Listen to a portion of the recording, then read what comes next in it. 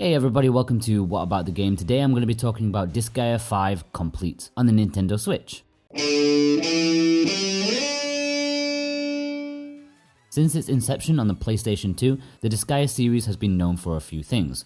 Completely mental battles and using truly astounding amount of your time, often into the hundreds of hours. Going into my first Disgaea experience, I was a little apprehensive to say the least.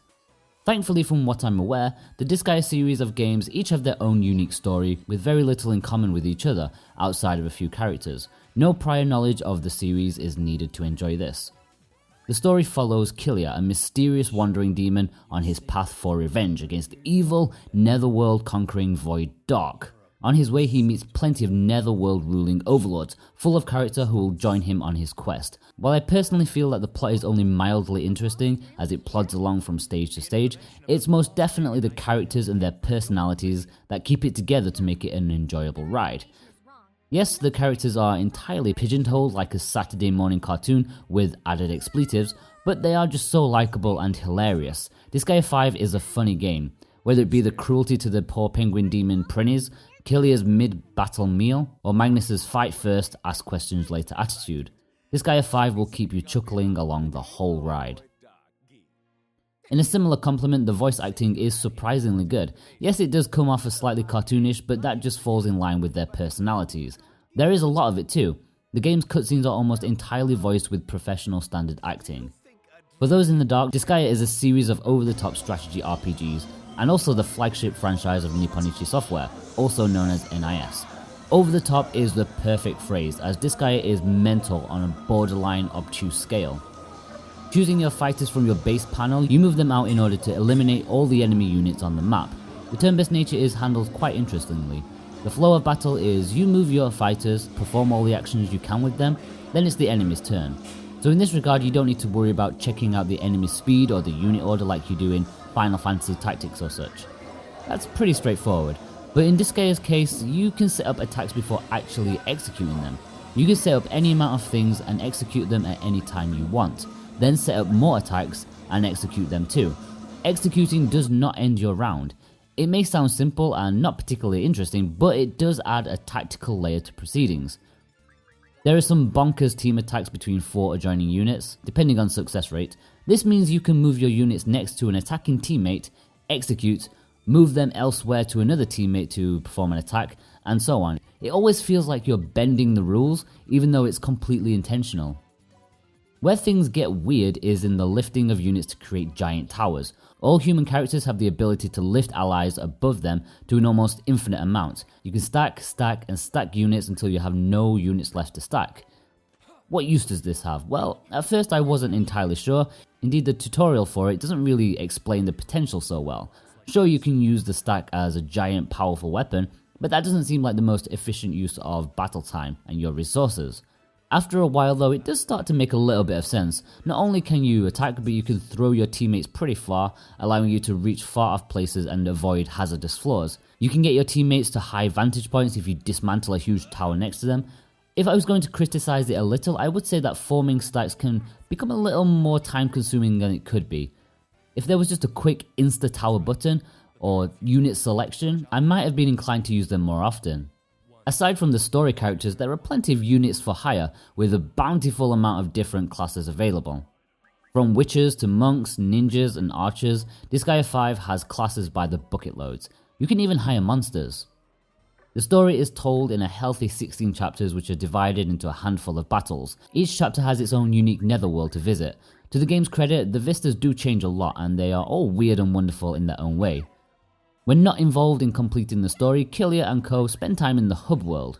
Here you can walk around, interact with your allies, buy items, accept side quests, hire more muscle, and those are just the basics.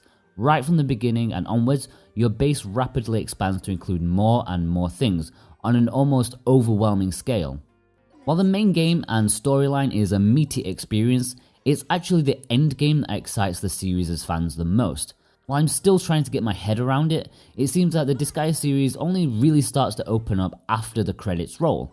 For a start, there are post-game challenges to accomplish. The fact that you can level your character up to level 9999, yet the enemies in the main story barely break 100, it says it all really. Even in the extra super special Carnage stages, enemies get up to level 9999. It's something I would never consider doing myself, but there is a certain subset of gamers out there who live and breathe it. Personally, the mainline story was good enough for me. It's safe to say that Disgaea 5 is an exhaustively huge game with so much to do. Whether leveling items, forming squads, passing bills, innocence, there is just a massive amount of things in this game, and I can't even begin to talk about them all. I can't even comprehend the amount of time it would take for someone to say that they fully experienced all the game has to offer. If you feel this review might be a little long, think again. If I tried to explain all the various aspects of Disgaea 5, you really would be here all day. One of my main problems with Disgaea 5 is in its tutorials. There are plenty of them for the main game mechanics, although they often undersell some things, such as the previously mentioned towers. Explanations of the side stuff is also lacking, such as bills or research. You can read up on it in the menus, but that still doesn't really get the point across. Without wanting to appear as though I'm a simpleton, I really would have liked the side stuff explanations to just be spelled out to me clearly. Graphically, the game is on the simple side, character artwork looks great, and they really pop off the screen, especially in handheld mode. On the other hand, the environments and battlefields aren't exactly lookers. They're quite under-detailed and slightly too blocky for my liking, but it's passable. It doesn't cause a major issue with the game. The soundtrack, aside from a dodgy bit of singing in the hub world, is excellent. The battle beat really sticks with you, and even though it might have been a consequence of me hammering this game out over the week, I found myself humming it even when I wasn't playing. Disgaea 5 was originally released a couple of years ago on the PlayStation 4, so what makes this release so special? Especially considering it's available at a slightly cheaper price for the Sony system these days. Well, the first reason is in the name, Complete.